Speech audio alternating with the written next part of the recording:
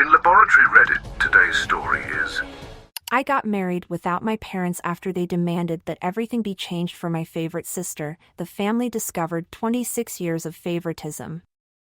I have always considered myself a frequent reader of Reddit, but I never imagined that one day I would be writing my own story. However, here I am, sharing with you something that I never thought I would have to tell. My life has taken an unexpected turn in the last few days, and I need to know if my actions were correct. To give you the full picture, I am a 26-year-old woman whose relationship with her family has been complicated from the beginning. From a young age, it was clear that my sister Emily, 24, held a special place in my parents' hearts. While I was the quiet, independent one, Emily always needed to be the center of attention. My parents never hesitated to indulge her every wish, which meant that I was often left in the background, especially during important moments in my life. In my childhood, I found it hard to understand why my parents missed my achievements. My school presentations, award ceremonies, and even my birthdays went almost unnoticed by them. There was always a reason. Emily was unwell, Emily had a dance performance, Emily needed their support for some crisis. It became a constant in my life that, although I learned to accept, never ceased to hurt me. During my adolescence, I had already learned not to expect too much from them. I devoted myself entirely to my studies and extracurricular activities, seeking recognition elsewhere. And I succeeded. I won scholarships and awards, but my parents were generally too focused on Emily's latest emergency to notice. It's not that they didn't care about my existence at all. It's just that keeping Emily happy was always their number one priority.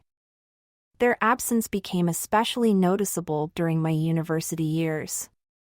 When I was accepted at one of the most prestigious universities in the country, I was brimming with joy.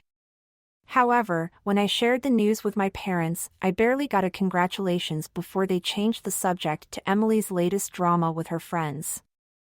They didn't attend my graduation either, arguing that Emily couldn't be left alone. History repeated itself when I got my first job. My pride and achievement were overshadowed by their concern for Emily's emotional state.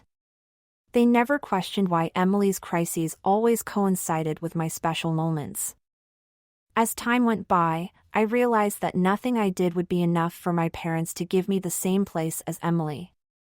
So I stopped looking for their approval and focused on building my own life, surrounding myself with friends who valued me for who I am. At a business conference I met Mark, and love quickly blossomed between us. He was everything I had ever wanted in a partner: kind, understanding, and supportive. For the first time, I felt truly valued. When Mark proposed to me, my happiness knew no bounds. At last it was I who was receiving attention and care. We started to plan our wedding, although I couldn't help thinking that my parents would find a way to disappoint me once again. I shared my concerns with Mark, who suggested having a small, intimate ceremony with our close friends and family. I accepted his idea, thinking that this way we would reduce the chances of my parents missing another important moment in my life. As the date approached, I hesitated about inviting my parents. Part of me wanted them to be there, even if it was just for appearances, but I was afraid they would refuse or make excuses. I hadn't told them about my engagement immediately after it happened, and I knew that could cause problems. Finally, I decided to be optimistic and call them. When Mom answered, I told her I had news. This time I didn't have high expectations, considering how they had reacted to my previous achievements. Why would it be any different now? And sure enough, it wasn't. When I told them about my engagement, their first question was to whom, as if Mark were a stranger and not my partner of years. Their indifference hurt, but I forced myself to remain calm. I kept telling myself that I just needed to get through this conversation and invite them over. But then Mom asked when this had happened. Her tone mixed curiosity with something else that I couldn't identify. I hesitated before answering that it had been a while. The conversation took a dramatic turn. Suddenly, Mom started accusing me of being a bad daughter for not having informed them immediately. She went on about my distancing myself, about how I never considered their feelings and how unfair it was to hide such important news from them. Her words made me feel guilty, as if I had committed a terrible offense by not rushing to tell them about my engagement. I tried to explain that Mark and I wanted to enjoy our engagement in private before announcing it, but he wouldn't listen. Dad, who until then had remained silent, joined Mom. He said I had shown a total lack of respect towards them and that it was another example of how I had always gone my own way without thinking about the family. His reaction not only disappointed me, it infuriated me. Here I was, wanting to share one of the happiest moments of my life, and instead of joy, I received criticism and blame. The more they talked, the more I realized that this conversation would never take the turn I was hoping for. It didn't matter what I said or how I justified my actions. They were determined to make me feel that I was wrong. But what followed was the last straw after all their guilt and reproaches. Mom's tone suddenly softened, as if she wanted to make peace.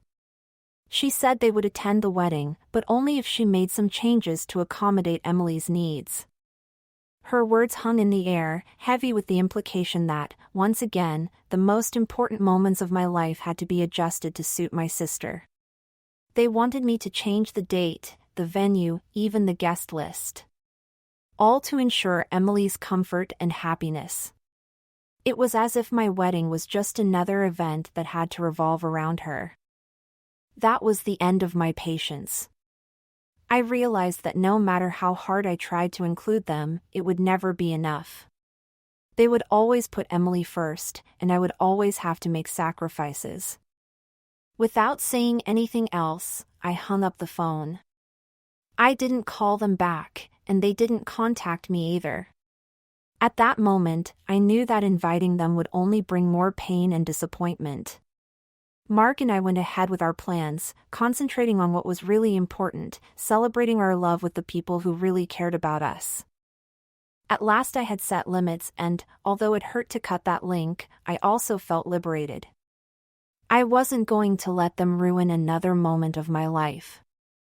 The wedding day was exactly as I had dreamed it would be, surrounded by people who loved us unconditionally. Mark and I exchanged vows in an intimate, joyful ceremony, free from the toxic dynamics that had marked much of my past. Mark's family supported me during this difficult time and made me feel like I finally belonged somewhere. It was a day full of laughter, tears of happiness, and the warmth of a real family.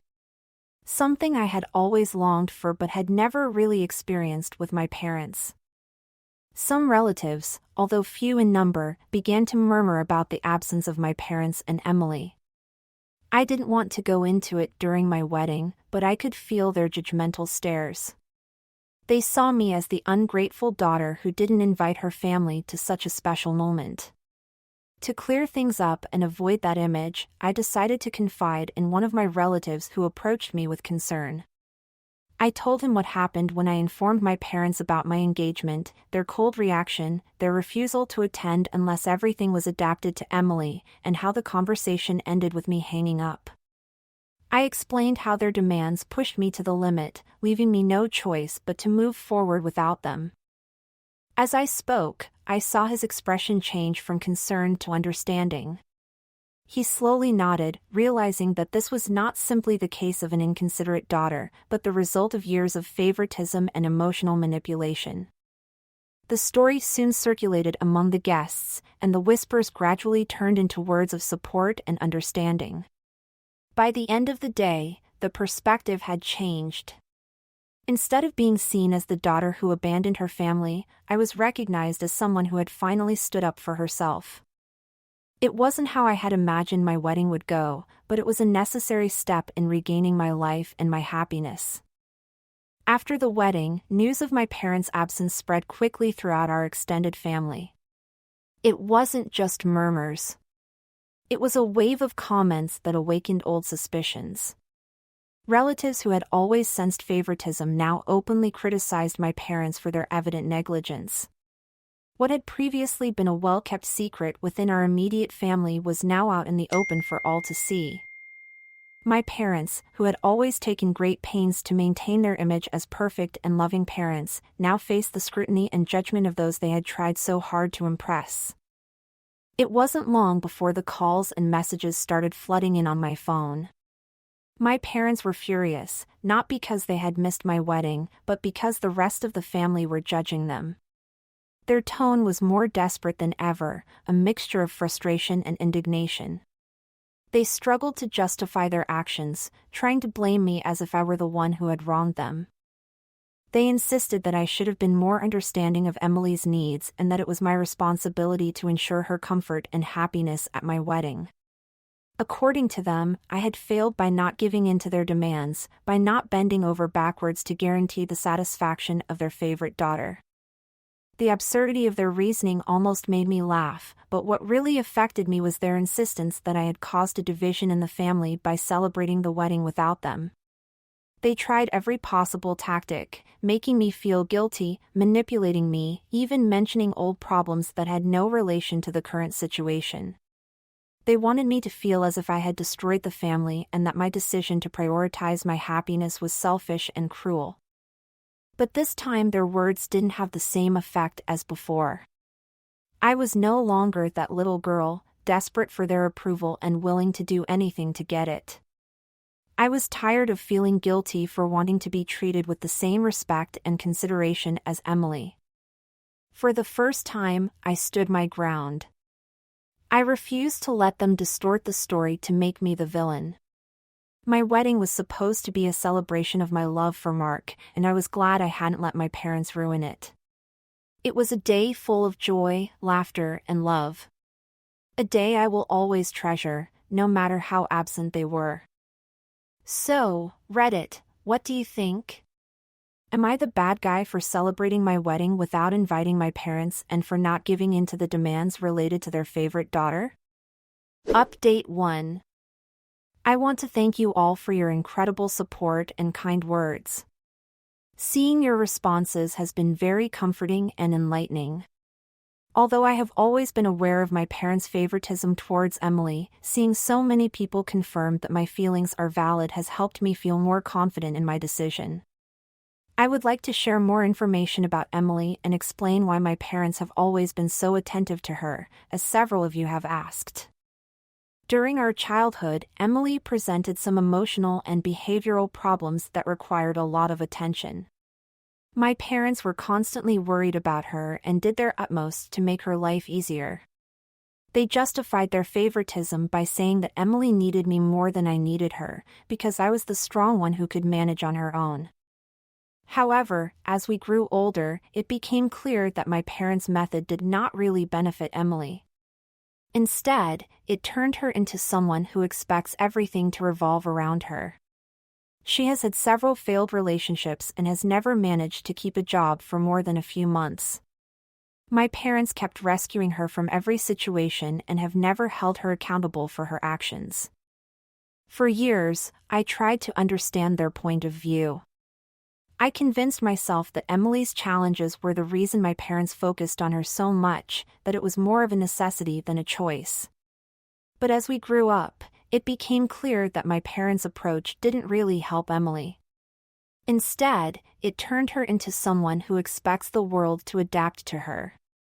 She has had several failed relationships and has never been able to hold down a job for more than a few months. Every time she stumbled, my parents were there to support her, to the point where she never learned to stand on her own 2 feet. They have never held her accountable for her actions, and she has grown up thinking that, no matter what happens, she will always have someone to solve her problems. In comparison, and I'm not saying this to brag, but I've worked hard to build a stable life. I paid for university by working several jobs to cover my expenses. I've never asked my parents for anything, not even when I was going through financial difficulties. I think that's part of the reason why they don't see me as a priority. I've never needed them like Emily does. That's why they assume I'm fine without them. In their eyes, I'm the one who has everything under control. The one who doesn't need as much support, but what they don't understand is that everyone, even the strong ones, need love and attention too. After the wedding, Emily sent me a message saying she was hurt. I didn't include her in the bridal procession and she felt left out. The irony of it all almost made me laugh. There she was, playing the victim card once again, as if the whole wedding should have revolved around her. I thought about replying to explain why I had made the decisions I had, but decided against it. I don't have the energy to deal with her self-centeredness right now. It's always been about her. And I'm tired of being the one who has to please her every whim. Mark has been extraordinarily understanding throughout this process. He constantly reminds me that I don't have to explain myself to anyone, especially not to those who have always put me last. His words have been a constant comfort and I am very grateful to have him by my side at the moment. My parents have continued to try to contact me, leaving voicemails and sending messages, but I haven't replied to them either. Every time my phone rings, I feel a pang of guilt. But then I remind myself that this time is for me. I'm giving myself space to focus on myself and my new marriage. Mark and I are planning a little trip, just the two of us, away from all the drama. And I'm excited to start this new chapter of my life without the constant shadow of my parents' favoritism over me. This whole experience has been an eye-opener.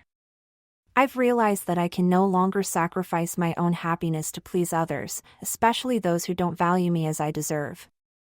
I'm learning to set boundaries, to prioritize my own needs and finally to put myself first. It's a process and it's not always easy. But I'm hopeful that this is the beginning of a much healthier and happier life. So thank you again, Reddit, for helping me see things more clearly. Your support means more to me than you can imagine. Update 2. A few days ago, I finally decided to meet with my parents. I thought it might be an opportunity to clear the air and set some boundaries. I wasn't expecting an apology, I knew better than to get my hopes up. But I hoped that we could at least have an honest conversation about how their favoritism has affected me. Deep down, I still held out a small hope that maybe, just maybe, they would listen and try to understand my perspective. In the days leading up to this meeting, I started to receive more news from my relatives. Despite my efforts to stay away from the family drama, my cousin Alex, who has always been more like a sister to me, contacted me. She said there were things I needed to know about Emily and what she told me left me truly shocked. After I left for university, Emily tried to improve her relationship with Alex. They started going out frequently. Alex even introduced Emily to his circle of friends, a group of wealthy and well-connected people. Emily, who never missed an opportunity to climb the social ladder, quickly tried to fit in. She started borrowing clothes and accessories from Alex, which seemed harmless at first, but soon escalated. Emily started organizing parties at Alex's place without even asking him and started borrowing money from him too. But the worst thing was what Emily did to Alex's relationship. There was a boy in Alex's group of friends that she had liked for a long time. When Alex confided his feelings to Emily, she wasted no time in getting close to him. She spent all her time talking to him, even spreading lies about Alex to get his attention. Although Alex and the boy finally got together after clearing up the misunderstandings, Emily didn't stop. She tried to ruin their relationship by trying to seduce him herself. When he rejected her and made it clear that he was committed to Alex, Emily took revenge by saying that Alex had cheated on him. The lies and manipulation eventually caused their breakup, leaving Alex heartbroken and devastated. Hearing this, I lost what little respect I had left for Emily. I hadn't planned to mention it to anyone, but it strengthened my resolve. I knew that no matter what my parents said during our meeting, nothing would change my opinion of Emily or her treatment of me. The meeting didn't go as I had expected. In fact, it was a disaster from the moment I walked in and saw that Emily was also there. It had been years since my last conversation with her. Mainly because her words were always full of manipulation or self-pity, and I simply couldn't bear it. But there she was, sitting with our parents, acting as if she had suffered the worst betrayal imaginable. Her presence made it clear that this would not be a conversation about my feelings or experiences. It would be all about Emily, as always. I had barely opened my mouth to speak when my parents jumped in. They started to make me feel guilty about the wedding, saying that they were surprised and disappointed that I hadn't invited them to my daughter's special day. They accused me of not considering Emily's feelings, claiming that many of our relatives had been rude to her and that I should have taken her emotions into account when planning my wedding. I tried to explain that this was my day, a day that was supposed to be about Mark and me, not Emily, but it was like talking to a wall. They simply could not or would not see things from my point of view. When I mentioned how their obvious favoritism had hurt me over the years, they became defensive. They insisted that they had done the best they could given the circumstances and that I should be more understanding of Emily's struggles. My only question was, what struggles? That she was too spoiled, but they kept steering the conversation back to her as if she were the only person in the family whose feelings mattered. My father even tried to make me out to be the irrational one, saying that I was being overly sensitive and needed to let go of the past.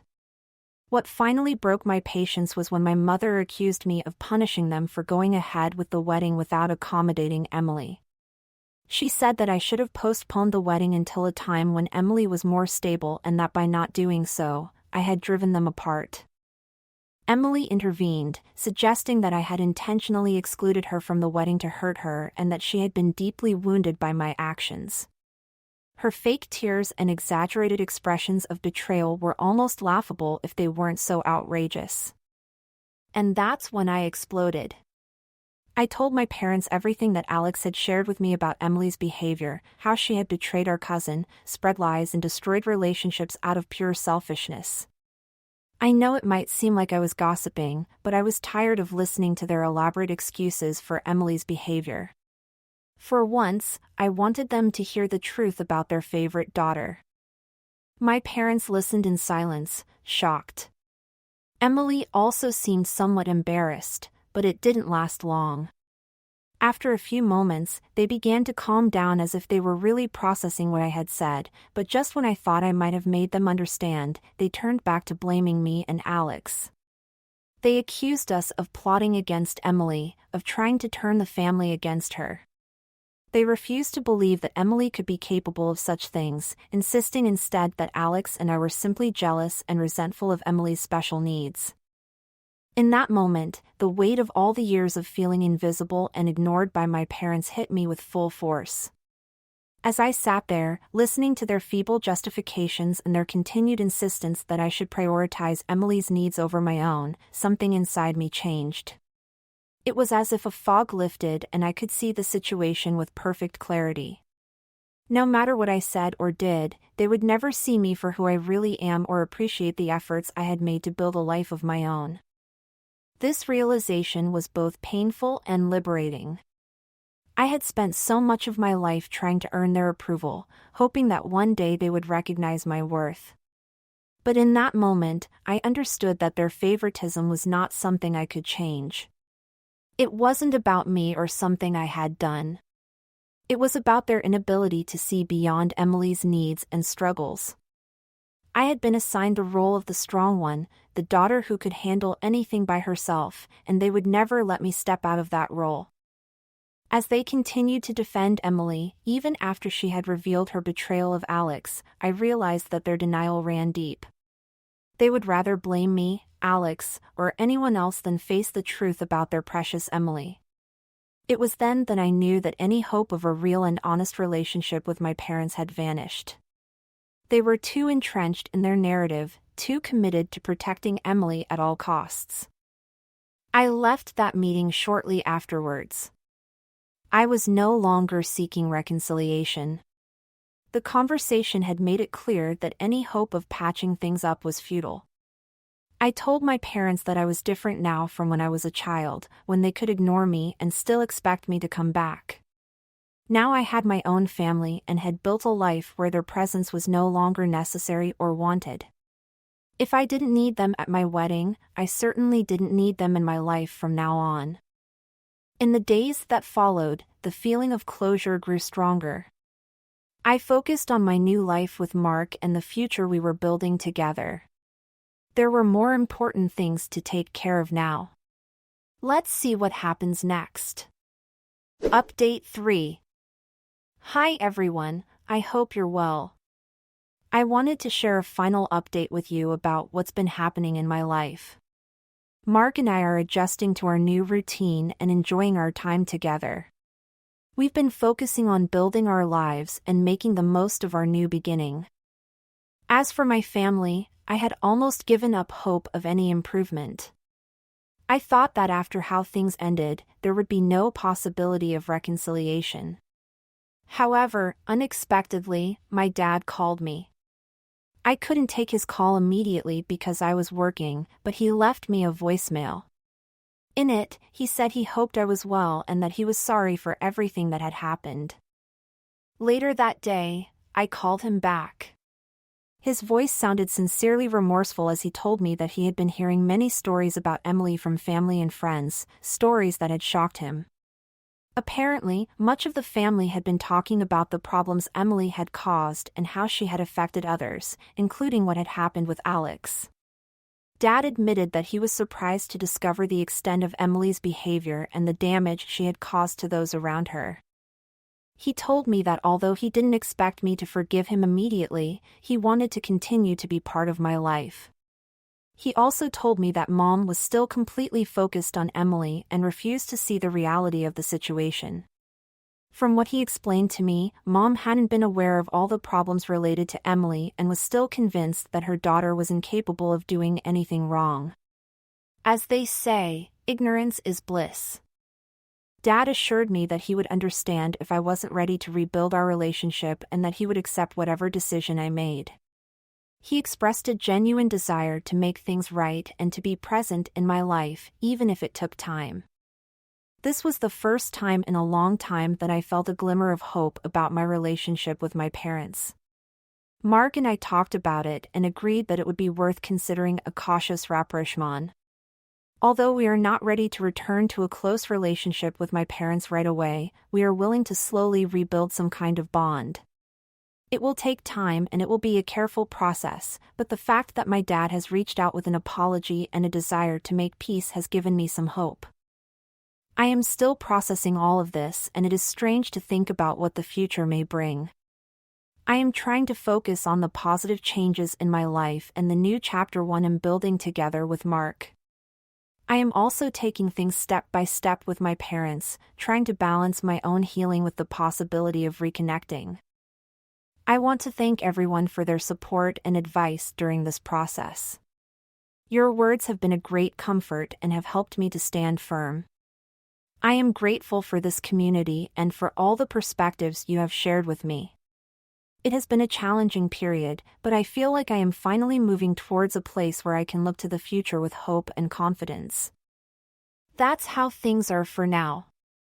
I'm taking everything calmly and trying to make the best decisions for myself and my family.